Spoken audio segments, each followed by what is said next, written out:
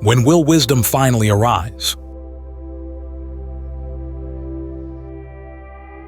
We meditate, developing mindfulness, developing concentration, and after a while we begin to wonder, when is the discernment going to come? When are the insights going to come? So it's instructive to look at the Buddha's analysis of what gives rise to discernment. Mindfulness and concentration are prerequisites, but there's more. And in searching for that more, it's especially instructive to look at two sets of qualities that the Buddha said lead to awakening, the 5 strengths and the 7 factors for awakening, to learn their lessons on what gives rise to discernment, what's needed for insights to arise. Otherwise, you can meditate for 20, 30, 40 years. As Ajahn Lee says, you could die and your body could dry out on the spot, and still not gain any discernment because you're lacking some of the proper qualities.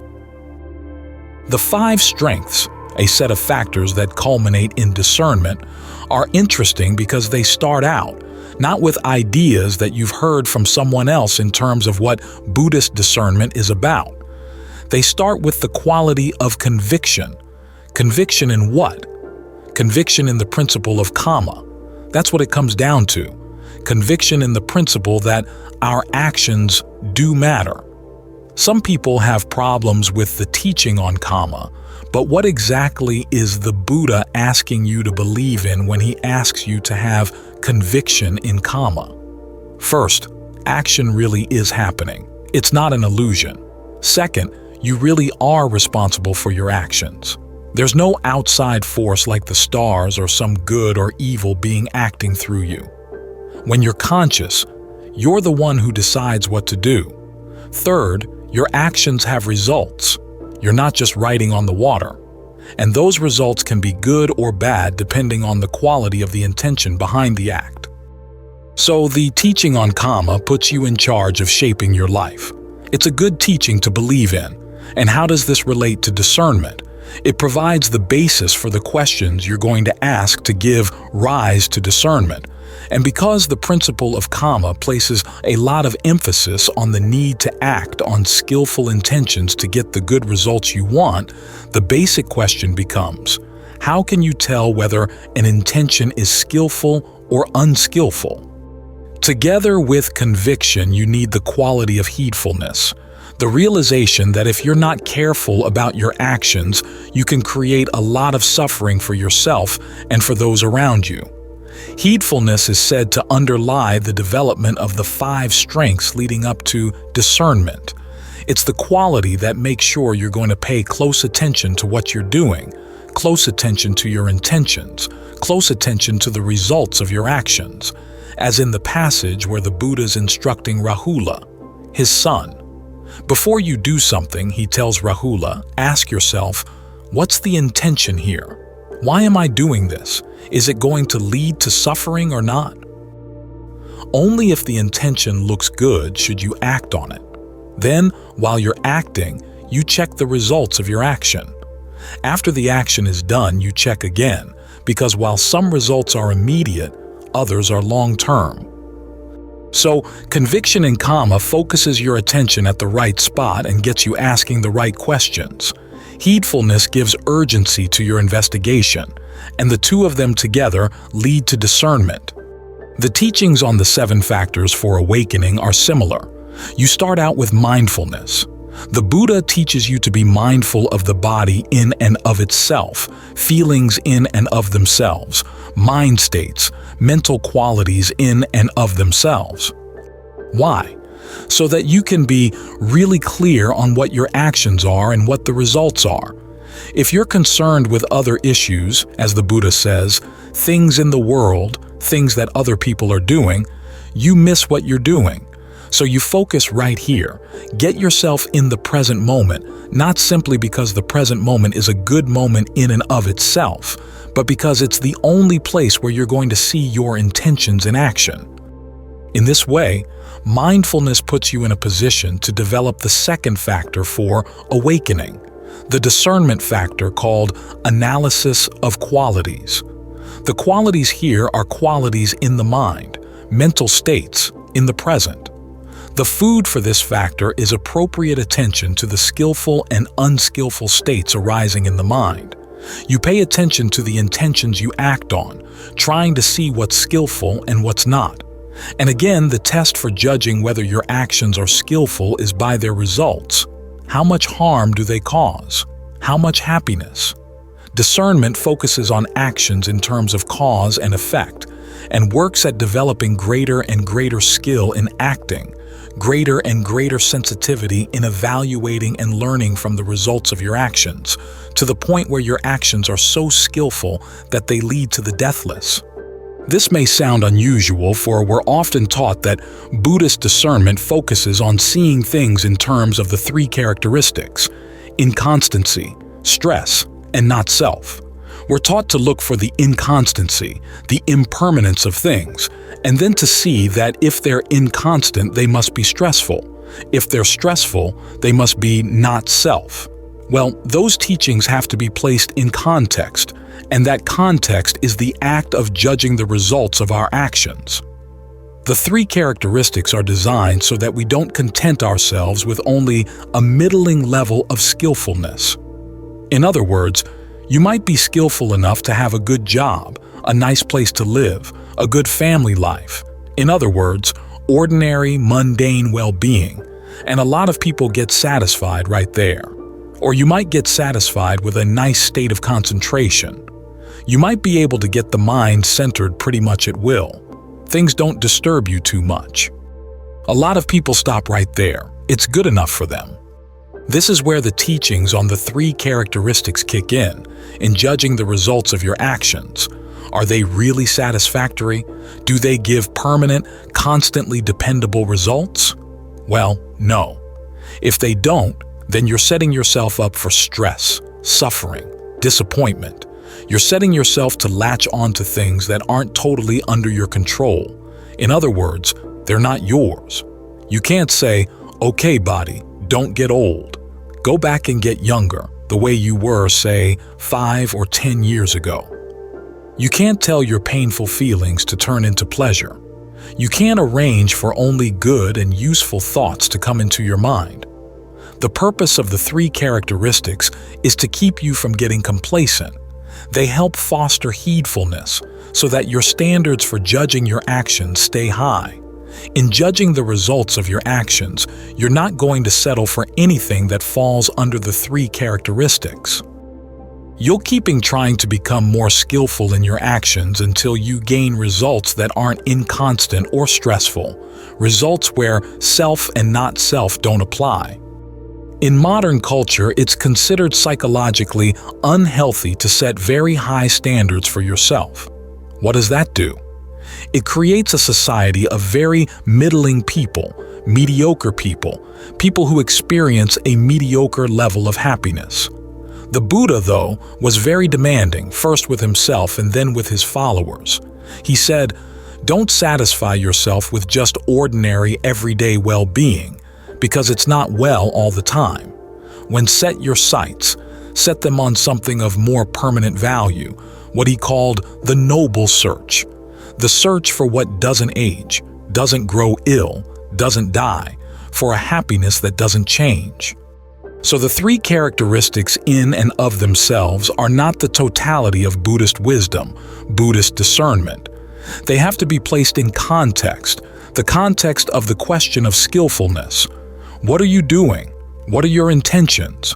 What are the results of your actions based on those intentions? Are you content with them, or do you want better? The three characteristics spur you on to be more demanding of yourself, saying, "I want better than this. I've got this human life. What can I do to get the most out of it?" And the answer should be, "I'm going to do the best I can to find true happiness, something dependable, something to show for all the suffering I've been through as I take birth, age, grow ill, and die."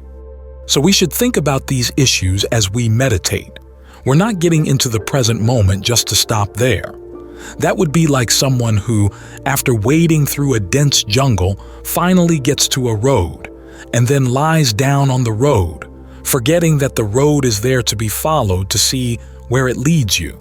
When you get into the present moment, that's not enough.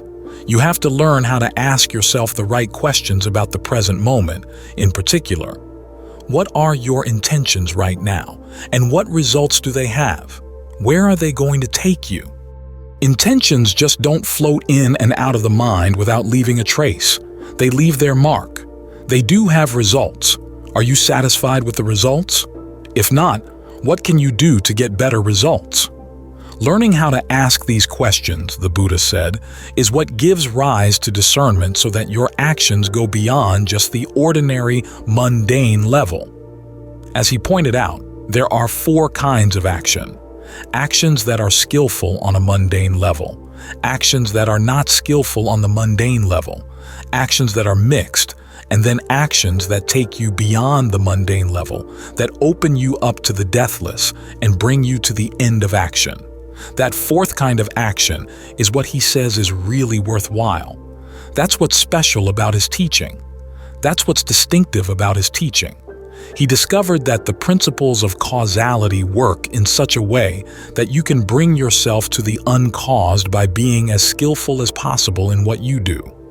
And the discernment that shows you how to act in those ways, that detects what in your intentions is skillful and what's unskillful, what in the results of your actions are satisfactory or not.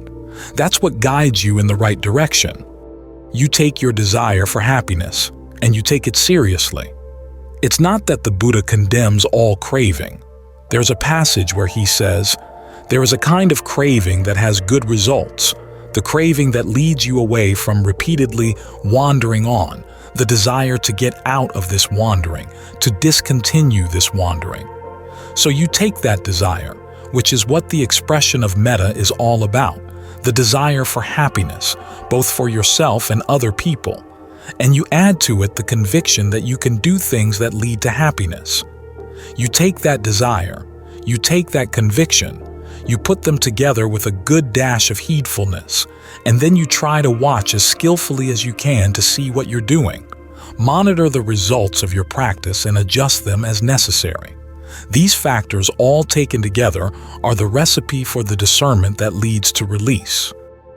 There's no one technique that can guarantee that you'll gain discernment, just as there's no one technique that has a monopoly on giving rise to discernment.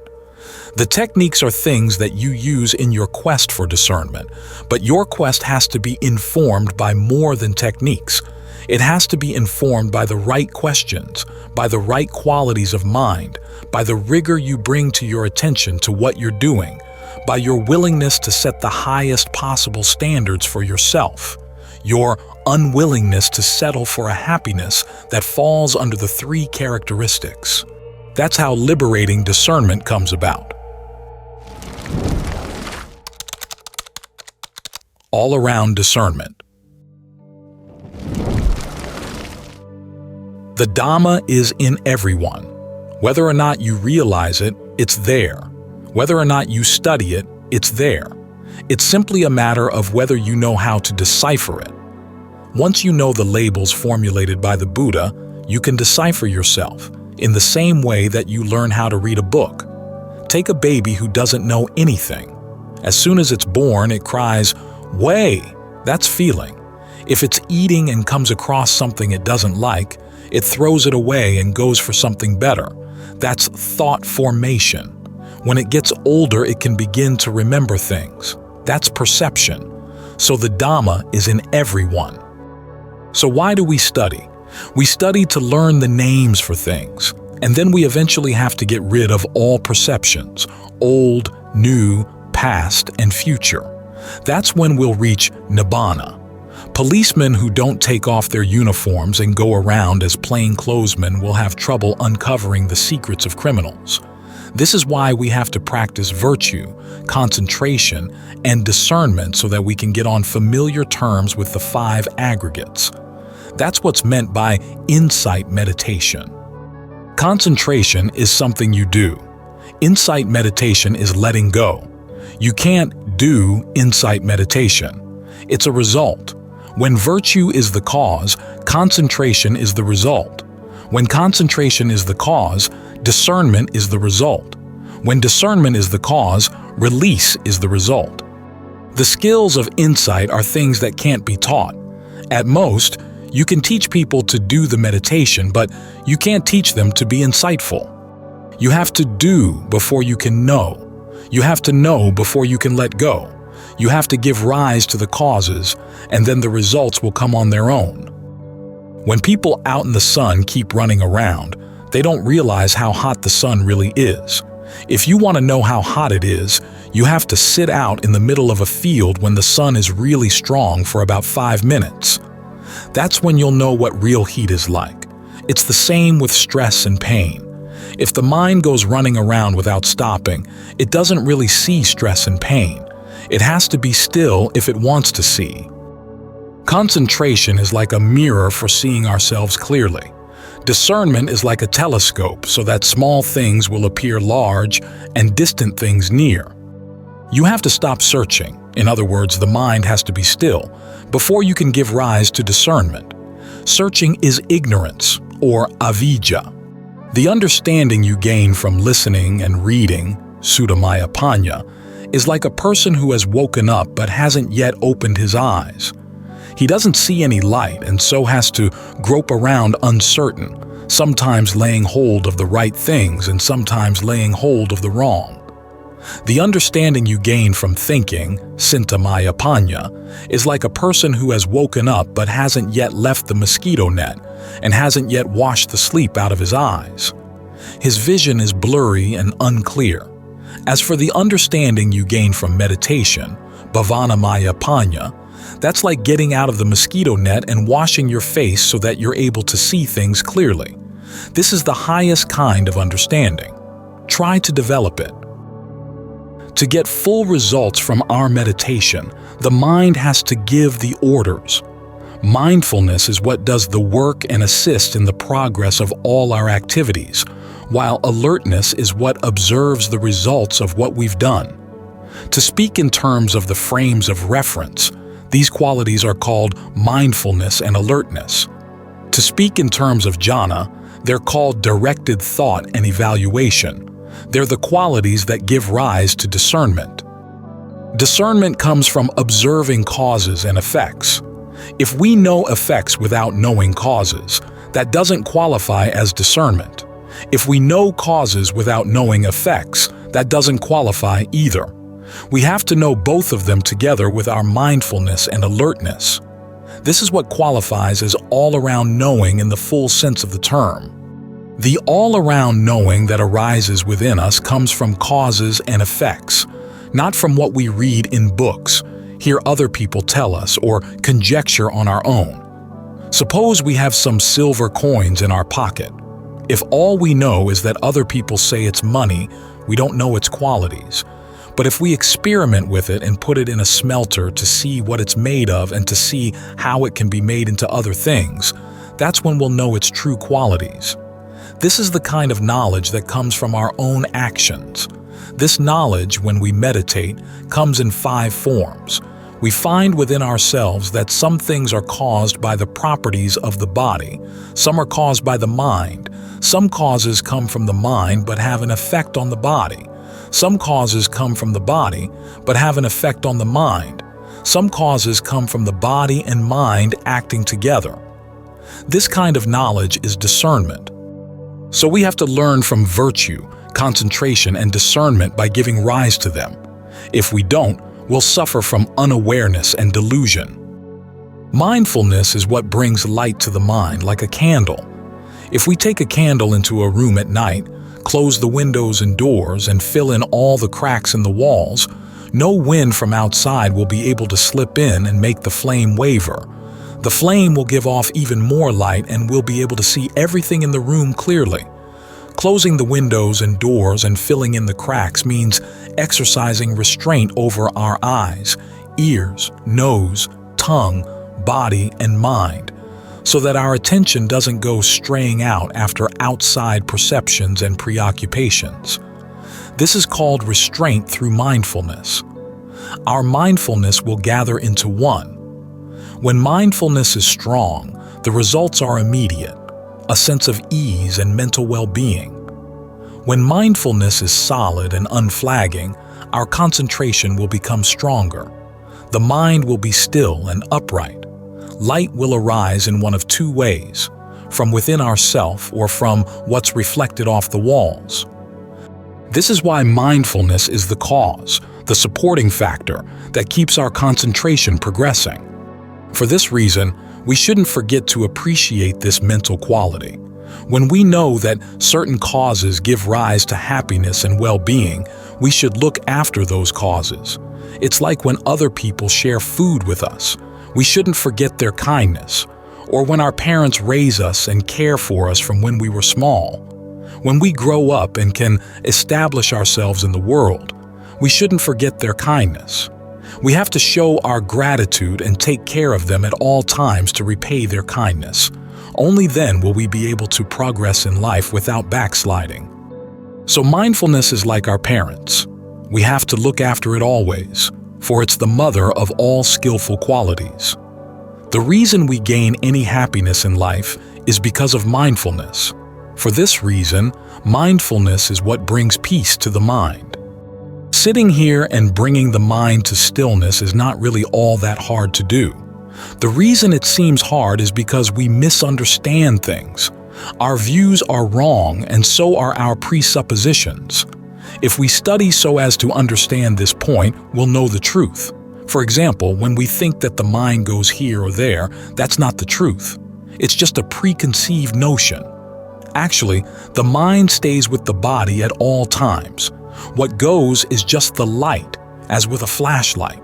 The bulb stays in the flashlight. It's simply the light that goes flashing out. The bulb and the light are two different things. The bulb has light, but the light outside of the flashlight doesn't have a bulb. The mind, awareness itself, stays with the body with each in and out breath. The knowledge that goes flashing out isn't the real thing. You can't take the light and put it back in the flashlight, just as when a person tries to catch a light beam, it doesn't stick in his hands. So if the mind is always in the present, why do we practice concentration? We practice concentration because there are two kinds of fire or electricity in the mind. Hot fire, the fires of passion, aversion, and delusion, and cool fire, the fire of jhana, or mental absorption. If we understand how to train the mind, we'll meet with the cool fire. Hot fire is bad for the nerves of our eyes, ears, nose, tongue, and body. Our sense organs are like light bulbs. The nerves of the senses are like the filaments in the bulbs. If we hook them up to the wrong kind of current, they'll explode immediately. If we hook them up to the right current, but never turn them off, they'll wear out. So we practice concentration because we want cool electricity, the cool fire of jhana. Cool electricity does no damage to our senses and enables us to use our senses to see the truth, to understand everything we see, hear, smell, taste, touch, and think about. This way the mind can be cool and at peace. This is the skill of insight meditation. When sights strike against the eye, perceptions arise right at the contact, and we can see them with discernment.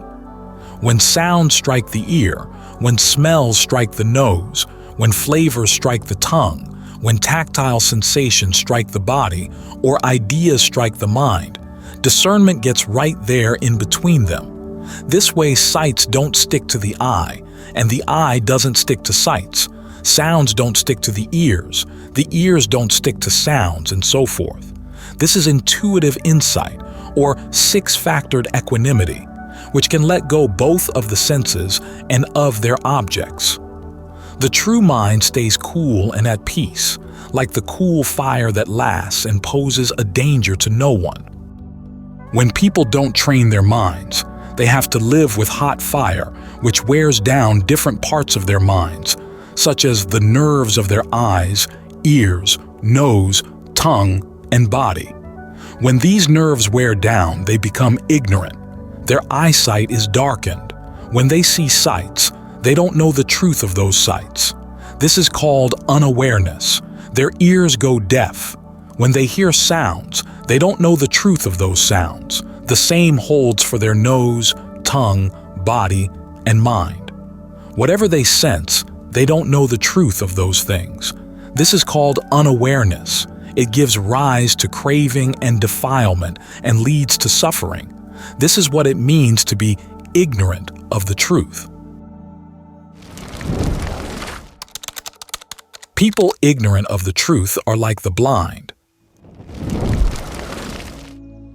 They have trouble everywhere they walk, thinking that high things are low and low things are high, as when a blind person walks along level ground, lifting his feet up high because he's afraid he might trip over something. In the same way, people who don't know the truth think that deep Dhamma is shallow. Shallow. Dhamma is deep. High Dhamma is low. Low. Dhamma is high. That's wrong view. When your views are wrong, your practice is wrong. Your release is wrong, like lifting your feet to walk up a set of stairs that doesn't have any steps. There are people who want to put themselves on a high level but without the proper basis. Their minds don't have any concentration. They keep walking, thinking, imagining about high-level Dhamma, but they end up back where they started. They're like a blind person trying to climb a staircase whose bottom step is missing. He'll just keep stomping on the same spot of ground. In the same way, people on a low level who think they're on a high level end up sinking further and further into the ground. The more they try to climb up, the deeper they go. Like an elephant fallen into the mud. The more she struggles, the deeper she sinks. The steps of the stairs are virtue, concentration, and discernment. If we follow the steps, we'll get to where we want to go, like a person with good eyesight climbing stairs that actually have steps. People who practice concentration can know things whether their eyes are opened or closed because they have brightness within them. Sankhara means fabrication. Sankharas are things that we have to study in order to know them clearly for what they are, and we have to be wise to them too. There are two kinds. World sankharas are things like gain, status, praise, and pleasure. These things arise and then pass away. Dhammasankharas are our own physical and mental phenomena, aggregates, elements, and sense media. These things also arise and pass away in just the same way. So as long as we have them, we should put them to a good use. Otherwise, they'll turn around and kill us. If we don't work at training them, they simply stay at the level of plain phenomena. But if we train them, we get more and more worth out of them. Like clay. If we're intelligent enough, we can make it into a pot to cook our food. Higher than that, we can make it into tiles to cover our roof. If we put a glaze on the tiles, they become even more valuable. It all depends on how much discernment we have in understanding how to work with things so as to increase their value. The breath is the bodily sankhara, that is, the factor that fabricates the body. Verbal sankharas are the thoughts that you put into words so that you have them ready to say, but without speaking out loud. Mental sankharas are thoughts that aren't involved with speaking. You simply think and then know what the thought is about. Verbal and mental sankharas are very similar. In training the mind, the important point is to make an effort to prevent verbal sankharas from arising. Whether they deal with past or future perceptions, you have to brush them all away. Bodily sankharas are the present aspect of the body, that is, the breath. Mental sankharas are the present aspect of the mind, that is, the awareness that forms the basis for thinking. Mental sankharas form the essence of suffering. Sankharas are the valuables of stupid people. You have to get rid of the smoke if you want to see the flame. You have to get rid of the sankharas in the mind if you want to see the unfabricated. Taking pleasure in sights, sounds, smells, tastes, etc. is sensual craving. The mental state that wanders out in search of an object but hasn't yet found anything that pleases it is craving for becoming. The mental state that wavers or leans in its present preoccupation is craving for no becoming. Not knowing these aspects of the mind is unawareness, avijja. Labels of the past and future are the world. The present is the Dhamma. Don't let yourself get taken in by even the slightest labeling. Even if you get only slightly involved, That's a state of becoming, and you'll have to suffer more birth, aging, illness, and death. The skill of release is when past is simply a movement, future is simply a movement, and present is simply a movement, but there's no kamma. You can think of the past, but the mind doesn't taste any results from the thinking. For the mind to attain dispassion, you need to have the skill to determine what's detrimental in the present so that you can spit out any passion immediately. The past isn't for real, the future isn't for real. If they were for real, they would have to stay for good. If you're intelligent, you won't take the things that you've already spit out and put them back in your mouth again. Passion and craving are like eating and swallowing, or gathering in. Dispassion is like spitting out or throwing away. If you grasp after things that have gotten away from you or haven't reached you yet, that's craving and passion. Dispassion is like when food touches your tongue, you notice it immediately and spit it out before it gets swallowed. When the Buddha was still a lay person, he tried to track down the source of true happiness. He asked himself, does happiness come from being wealthy? But when he looked at wealth, he saw that it had its drawbacks. So he turned to learning, but learning also had its drawbacks. He turned to power, but he saw that power involved killing and war. So he contemplated things back and forth like this, asking himself what he could do to find true happiness. Finally, he realized that happiness comes from pain. Pain comes from happiness. The world has to keep spinning around like this, and when something spins around, it has to have an axle. Otherwise, how could it spin? So when there's something that spins, there also has to be something that doesn't spin. He kept contemplating this until he found the source of all spinning and not spinning, which lies right here in the heart. There are two kinds of knowing: true knowing and imitation knowing. True knowing is what stays right here and now, without going anywhere else. You know when you're standing, you know when you're lying down, speaking, thinking, etc. As for imitation knowing, that's the knowledge that goes after labels and perceptions. Labels are an act of knowing, but they're not the knowing itself. They're like the shadow of knowing. True knowing is being mindful of the present, seeing causes and effects. This is discernment.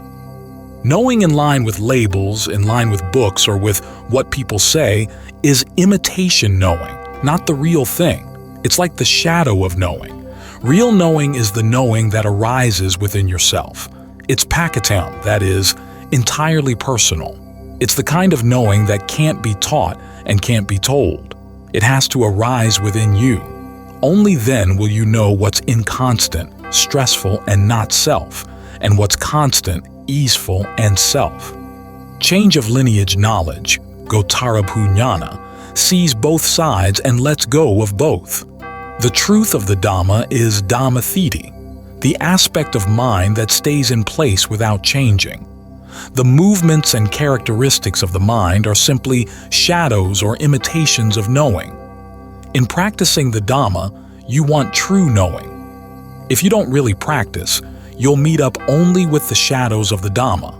For this reason, we should practice so that true knowing will appear within us.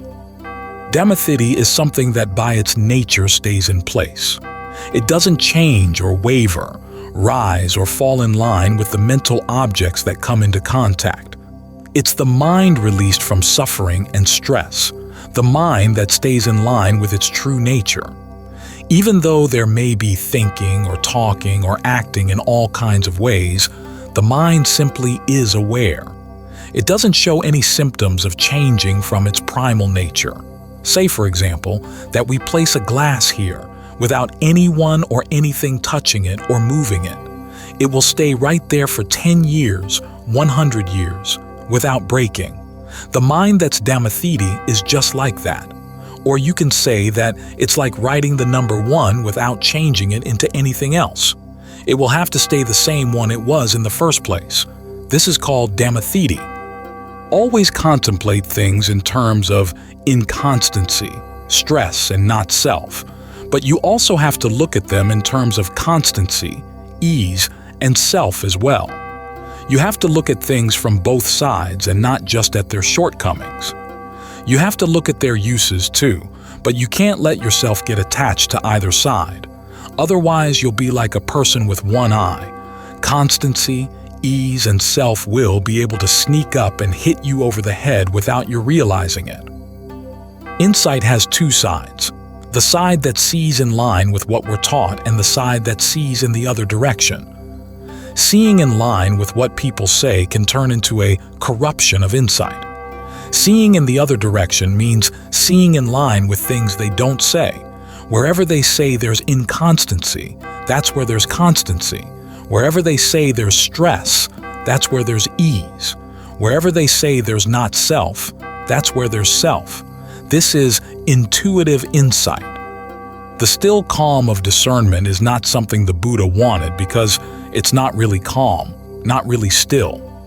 The ultimate happiness is something even higher than discernment.